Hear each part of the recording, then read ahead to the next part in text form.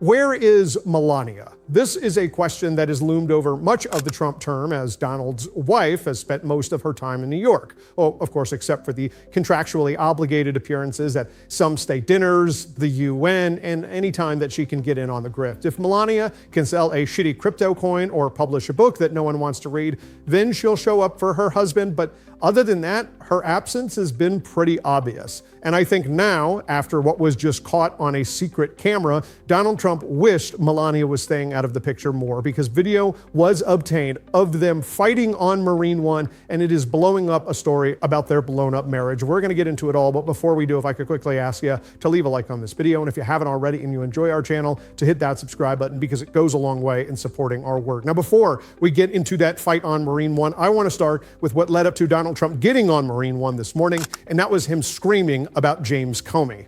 That's how it went, where they made you go and take a mugshot. Is this more about justice, or is it about revenge? It's about justice, really. It's not revenge. It's also about the fact that you can't let this go on. They are sick, radical left people, and they can't get away with it. And Comey was one of the people. He wasn't the biggest, but he's a dirty cop. He's always been a dirty cop. Everybody knew it. And it's, as far as the case is concerned, he gave an answer. It was a strong answer. He then verified it a couple of times, because that was a very important answer. If he would have equivocated, if he would have been like a little bit less sure, that would have been very bad for him. So he gave an answer. The only problem is for him, he didn't think it'd be caught, and he got caught, Peter. Guys, I must be a little confused, because Donald Trump and all of MAGA said that we have to tone down the rhetoric, and we're dehumanizing our political opponents by pointing out the very obvious fact that Charlie Kirk was a bigot. He despised anyone who looked different from him, and he would let you know that. But Donald Trump can say the sick radical left and make the case that James Comey is subhuman. Those political enemies, no, it's fine to go after. But when we point out the guy who said, "I don't think empathy should exist," maybe doesn't deserve our empathy, it's a whole national crisis. This is why I refuse to engage with this game where the right demands an apology, or that it's our fault for political violence in this country that Donald Trump laughs at, excuses, and encourages. So I don't want to hear any of that, especially from our president while he is screaming and melting down and going further and attacking Democrats with this lie about the economy right here before we get into his screaming Melania fight. Are you worried about American workers suffering if the government shuts down? And do you have plans to come? Well, we're going to see, but the radical left Democrats want to shut it down. I mean, it's up to them. We have a great economy going. You saw the numbers yesterday. They're fantastic. The economy's doing well. Prices are down. We have virtually no inflation. Everything's going good. We're respected by every nation in the world. And you know what happened? The Democrats want to shut it down. And they want to shut it down because they want to give billions, ultimately trillions of dollars to illegal migrants, people that came into our country illegally. Some of those people are criminals, but they came into our country illegally, and they want to give them the essential over years, trillions of dollars, and our people aren't going to stand for it. They also want to have open borders. They want to have men and women sports. They want to have transgender for everybody. These people are crazy, the Democrats. So if it has to shut down, it'll have to shut down. But they're the ones that are shutting down. What does Donald Trump think is his reality? Did he win the most sweeping mandate in history in a blowout election in which he now has both chambers of Congress? Or is he always the, little baby Donald victim? Oh, I'm the victim. The Democrats are being mean to me because they don't want to kick millions of people off of their health care. Which is it, Donald? Because Democrats aren't shutting down the government. Democrats aren't the ones responsible for your shitty tariffs, ineffective tax on all of us. What are Democrats responsible for, Donald? Are you still saying this is Joe Biden's economy? Because you can't. You can't get out of that, just as much as you can't get out of the fight that you were caught in with Melania. Trump and Melania in finger-pointing exchange on Marine One. Donald and Melania Trump got into a heated exchange aboard Marine One after returning from the United Nations General Assembly. Footage shows the first couple sitting opposite each other on the helicopter as it landed on the White House South Lawn. In the video shot on Wednesday night, the president can be seen pointing a finger at his wife, who shakes her head in response. Moments later, the couple disembarked the chopper, walking hand in hand across the South Lawn, looking somewhat tense. Last year, experts said Melania was unlikely to move back into the White House full-time if Trump returned, serving as a part-time First Lady, and that appears to have come to pass. She is based mostly in New York, while her husband remakes the West Wing to his taste in D.C.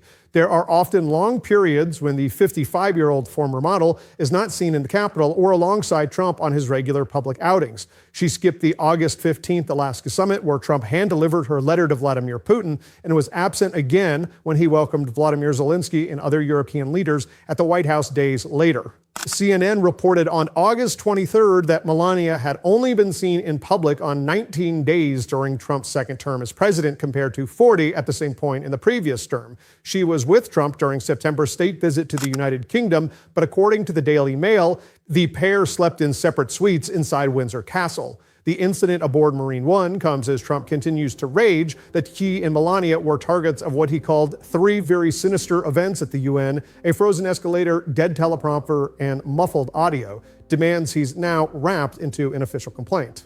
Author Michael Wolff told the Daily Beast podcast in May that Trump and Melania are effectively separated and live separate lives. They clearly do not in any way inhabit a marriage as we define marriage, Wolff said, and I think maybe we can more specifically say they live separate lives. They are separated. The President of the United States and the First Lady are separated.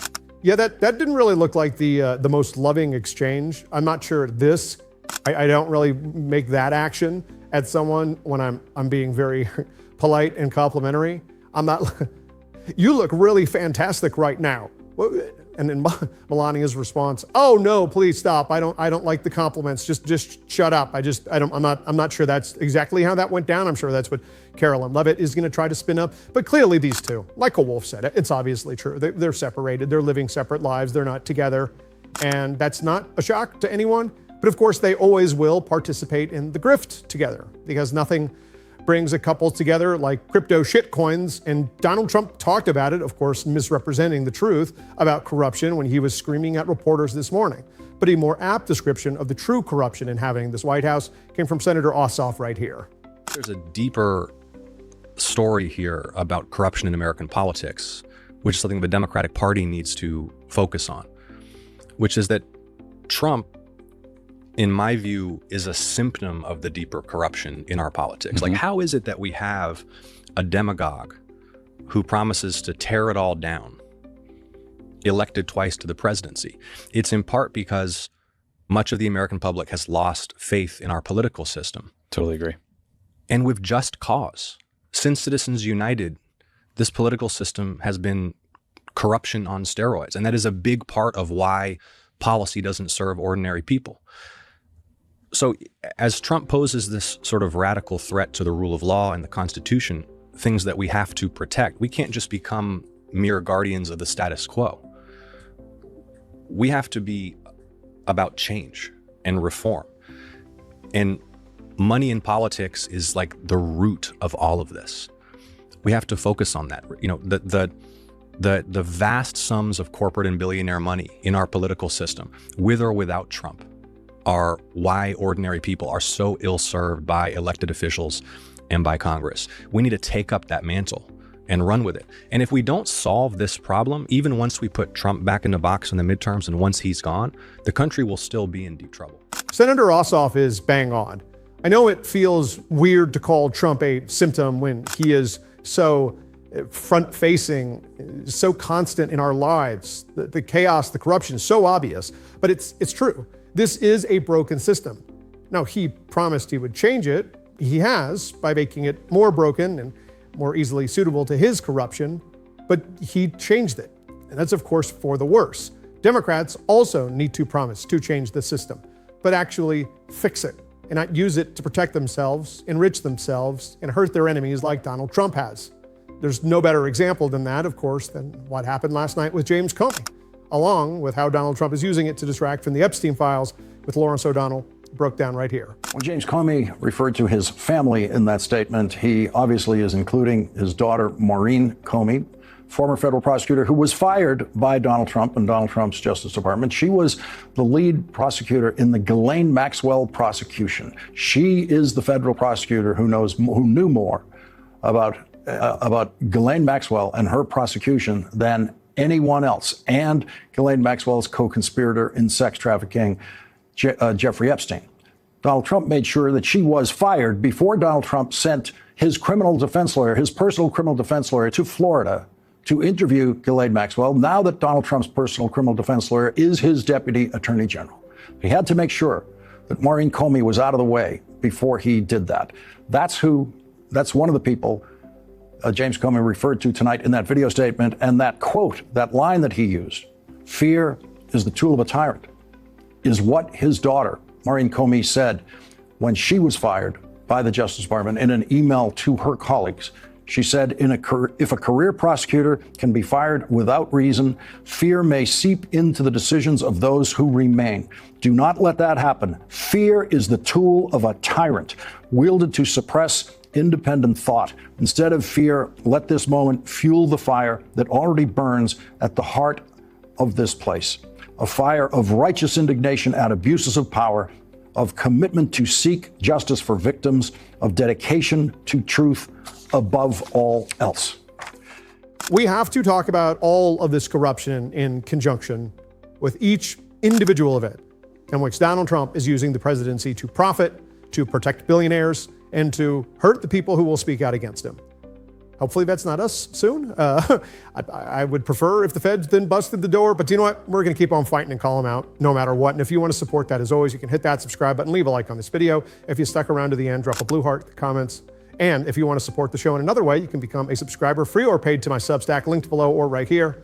Keep on fighting. Don't let them silence you. And until next time, I'll see you soon.